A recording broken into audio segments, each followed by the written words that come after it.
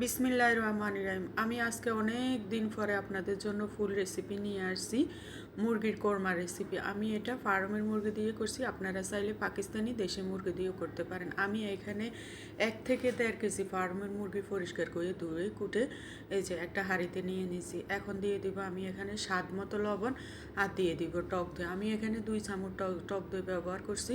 এখন টক দইটা দিয়ে আমি এটাকে হাত দিয়ে মাখাই নিব। এই মাখাই নিয়ে আমি এটাকে 1 থেকে 1.5 ঘন্টা রাখি দিব। আপনাদের হাতে যদি সময় না থাকে আপনারা 10 মিনিটও রাখতে পারেন। এখন চলে আসবো আমি হাঁড়িতে এখানে পরিমাণ মতো সয়াবিন তেল দিয়ে আর দিয়ে দিব 1 চামচ এই যে ঘি দিয়ে দিব পরিমাণ মতো পেঁয়াজটাকে 2 থেকে 3 মিনিট একটু নাড়াচাড়া করে নেব। পেঁয়াজটা বেশি ভাজার দরকার না। এখন দিয়ে দিব আমি এখানে গরম মশলা। এখানে গরম মশলার মধ্যে আছে এলাচ, দারচিনি, লবঙ্গ, গোলমরিচ, একটু জয়ত্রী, এই যে এগুলাই।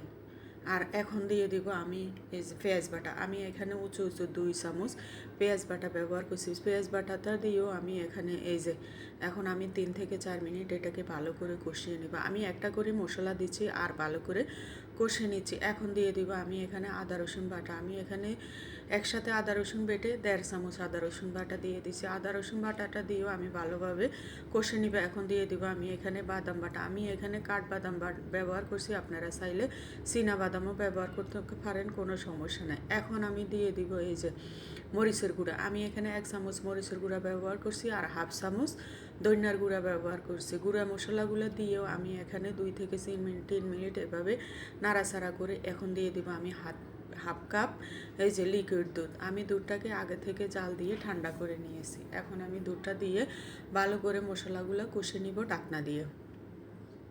দেখুন আমার এই যে মশলাগুলো ফ্রাই হয়ে আসছে, উপর দিয়ে তেল উঠে গেছে। এখন দিয়ে দেবো আমি স্বাদ মতো লবণ। লবণটা আমি এখানে বুঝে শুনে দিব, যেহেতু আমি মুরগি মাখার মধ্যে লবণ দিছিলাম, এই জন্য আমি এখানে লবণটা পরিমাণ মতো দিয়ে দিব।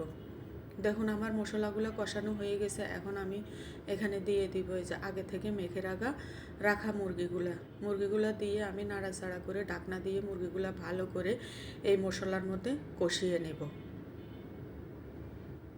এই যে আমি বারবার কিন্তু ঢাকনা উঠাই একটু নাড়াচাড়া করে নিচ্ছি। খেয়াল রাখবেন নিচে যেন লেগে না যায়, যাতে এখানে বাদাম বাটা আছে, বাদাম বাটা দিলে যে কোনো তরকারি পুরো যাওয়ার চান্স থাকে।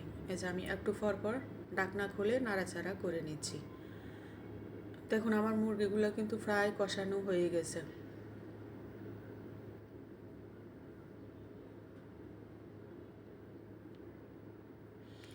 আপনারা কে কোথায় থেকে আমার ভিডিওটি দেখেন কমেন্ট করে জানাবেন।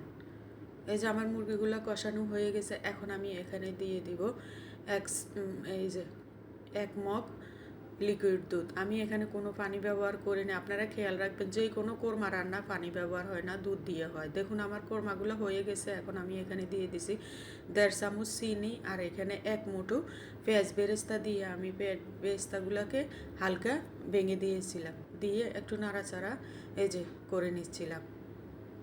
একটু জোল করেই নামাইবেন, পরবর্তীতে কিন্তু বসে যায়।